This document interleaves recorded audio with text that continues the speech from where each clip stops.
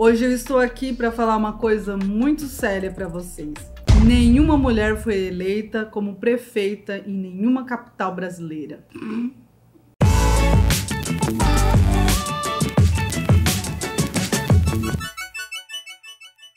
Olá, sobrinhos e sobrinhas! Tudo bem com vocês? Hoje eu vou falar um pouquinho sobre essa questão da mulher não estar nos meios da política. Por que isso será que acontece? O que estão fazendo para melhorar? E saiu esse tweet falando, não reelegeu nenhuma mulher para a prefeitura. E assim, eu achei bem interessante e eu fui pesquisar um pouquinho mais sobre. Não precisa ser nenhum gênio para perceber que existe muito mais homens na política do que mulheres. Mas será que é por conta de machismo? Será que é por conta do quê? O que você fica imaginando aí quando eu falo a respeito disso? Nada.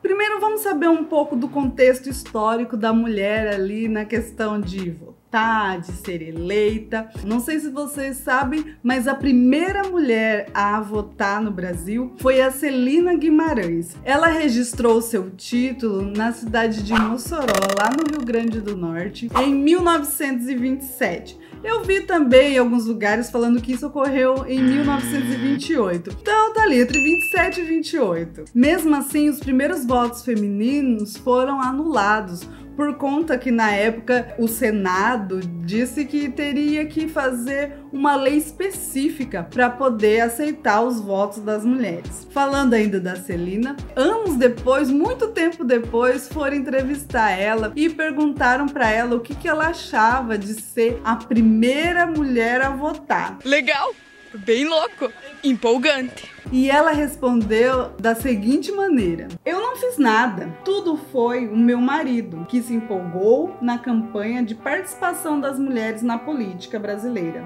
Jamais pude pensar que assinando aquela inscrição eleitoral, o meu nome entraria para a história. Ou seja, o marido dela teve uma grande importância nesse sentido dela ir lá e registrar o nome dela para poder votar. Em 1929, elegeram a primeira prefeita mulher, Alzira Soriano, e ela teve apoio do pai, que era um grande político influente, e do governador da época, Juvenal Lamartine. Também tivemos a nossa primeira presidenta ou presidente, enfim, a primeira presidente mulher, Dilma Rousseff, que foi eleita no ano de 2011 e foi até 2016, saiu por conta de um impeachment, mas ela tinha o apoio do Lula, que era bem influente, bem querido pela população naquela época. Meu Brasil novo, o Brasil do povo, que o Lula começou, vai seguir com a Dilma, com a nossa força e o nosso amor.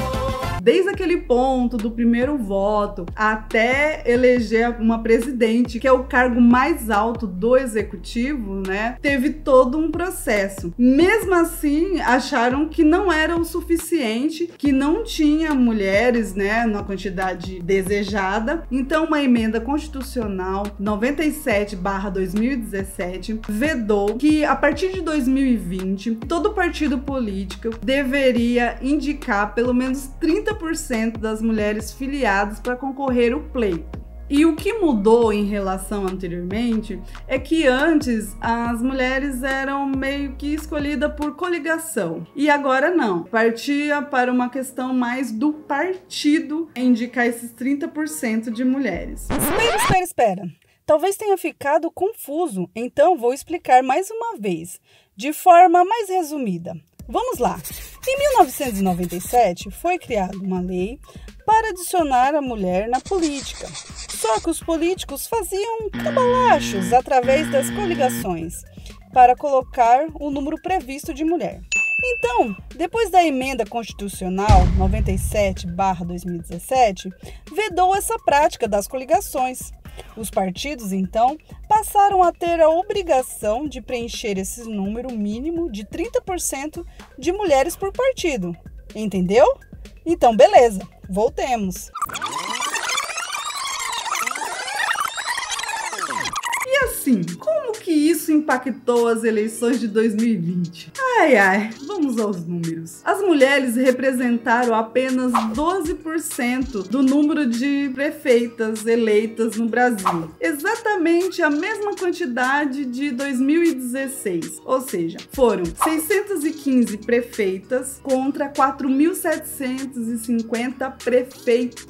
São todos prefeitos? Não.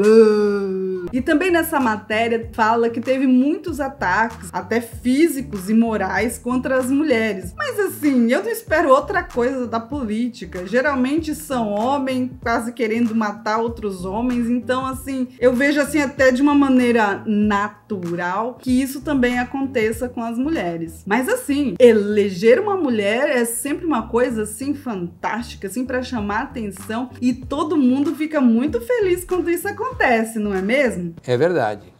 Quer dizer, às vezes não. Por exemplo, eu tenho uma notícia muito boa para falar para vocês. Esse ano, Bauru elegeu a sua primeira prefeita. E digo mais, ela é negra. E tem mais, ela é jovem. Ah, ela é conservadora e evangélica.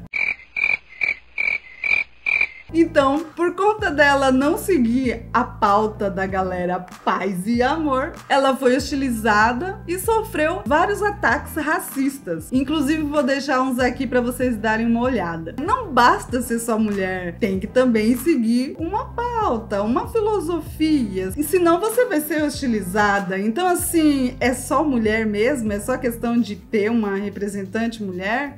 Nem fodendo!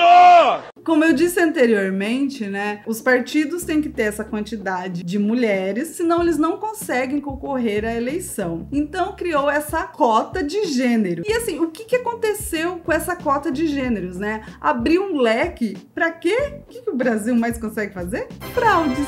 E como que ocorre essa fraude dentro dessa cota de gênero? Primeiro que algumas mulheres entraram ali só para ter o nome mesmo. Elas não fizeram campanha para elas, inclusive muitas vezes pediram até votos para outros concorrentes. Ou seja, ela não tinha intenção nenhuma de se eleger. Outras candidatas não receberam nem o próprio voto, ou seja, não tiraram voto nenhum. Nesse ano de 2020, 6.300 mulheres estiveram nessa situação, com resultados pífios, que elas não receberam um ou nenhum voto.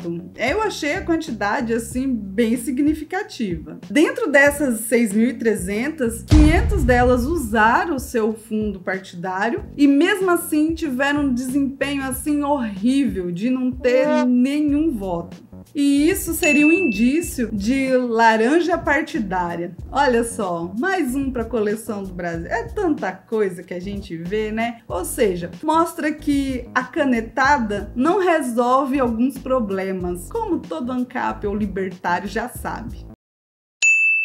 E então eu fui para a internet pesquisar por que existe tão poucas mulheres que querem entrar nesse ramo da política. Encontrei várias justificativas que falavam a respeito do patriarcado, que falavam a respeito do machismo, que falavam a respeito de um monte de coisa. Como eu sou da polêmica, eu achei um artigo que falava que o grande motivo seria a questão da diferença biológica entre homens e mulheres. Porque sim, nós temos diferenças biológicas e mulheres e homens, muitas vezes eles têm gostos e vontades e desejos diferentes. Isso é comum, isso é natural. Eu não estou falando aqui de capacidade. Eu não estou falando que mulheres não tenham capacidade ou homens não tenham capacidade. Numa matéria do site Insurge, o psicólogo fala que mesmo com ações afirmativas, impulsionando as mulheres, nem sempre é o suficiente para que elas sigam aquela profissão. Então ele comenta que algumas profissões as mulheres deixam mais de lado, como é o caso da ciência da computação, da política,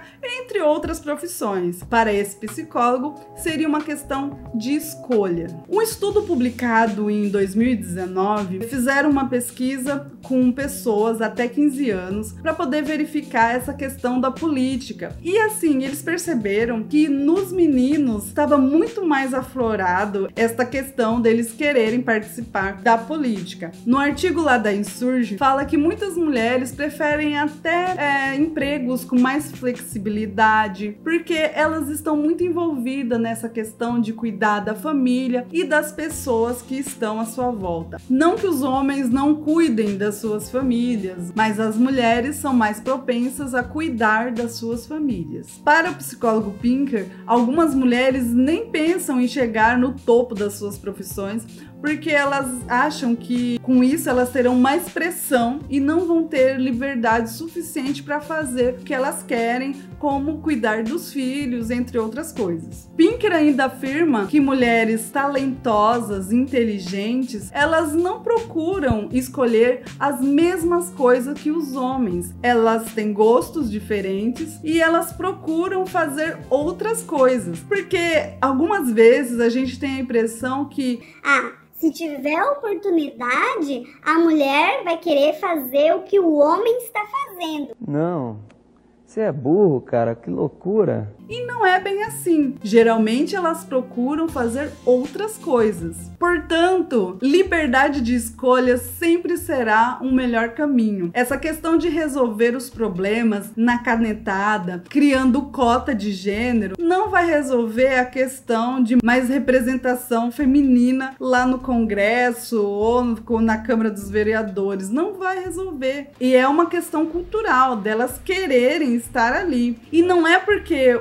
é uma mulher que está ali no poder que significa que outras mulheres estão sendo representadas. Por exemplo, quando a Dilma era presidente, eu não me sentia representada. As pessoas devem ser relevantes pela sua capacidade de resolver os problemas e até os problemas das outras pessoas. Não importando se ela é mulher, se é homem, se é branco, se é negra, se é um gigante ou se é um anão. E se vocês querem mesmo mulher na política, embora eu não acredite mais que política vai resolver o problema das pessoas, a máquina é muito complexa, mas enfim. Suponhamos que queiram mais mulheres na política. Facilita essa questão de partido. Deixa formar os partidos de uma maneira mais fácil. Hoje é uma dificuldade enorme para conseguir ali aquela siglazinha. Deixa que o grupo de mulheres façam o seu próprio partido. Por que não? Partido das mulheres A, Partido das mulheres B, enfim. Quando há liberdade, não precisa de canetadas para colocar cotas ou deixar cotas, enfim, facilitando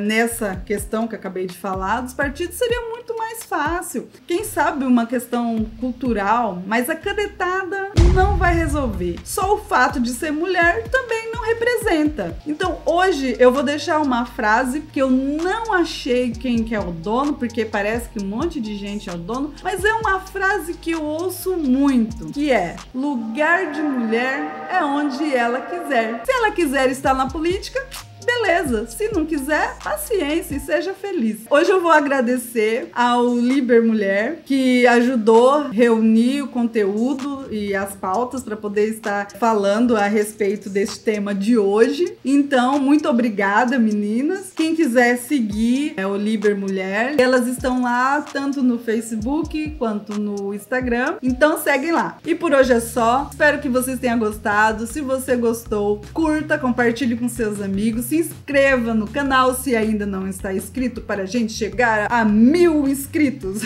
Clique no sininho para não perder nenhum dos nossos vídeos. E até o próximo vídeo. Tchau, tchau!